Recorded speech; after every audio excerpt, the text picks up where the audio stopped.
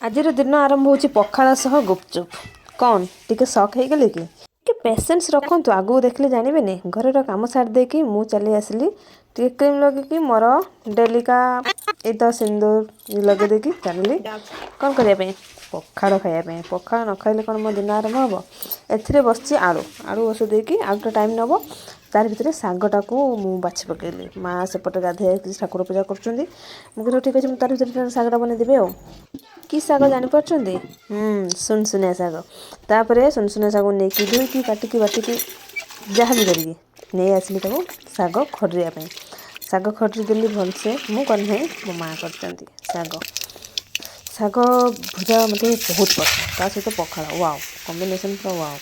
ତା ସହିତ ଆଉ ଗୋଟେ ଏଠି ଅଛି, ଦେଖନ୍ତୁ। ଏଟା ଦେଖିକି ଜାଣିପାରୁଛନ୍ତି ମୁଁ କ'ଣଟା ଚକୁଡ଼ିଛି? ଶୁଖୁଆ ତ ଜଣାପଡ଼ୁଛି, ତା ସହିତ ଆଉ କ'ଣ ଅଛି କମେଣ୍ଟ କରିବେ। ମୁଁ ତା ସହିତ ଟିକେ ଖାଇଦେଲି। ଖାଇ ଦେଇ ସାରିଲା ଭିତରେ ବାପା ପଳେଇ ଆସିଲେ, କହିଲେ ମୁଁ ଆଣିଛି ଗୁପଚୁପ୍। ତୁ ଯାହା ବି କୁହ, ପଖାଳକୁ ଛାଡ଼ିକି ମୁଁ ଗୁପଚୁପ୍ ବି ଖାଇବିନି।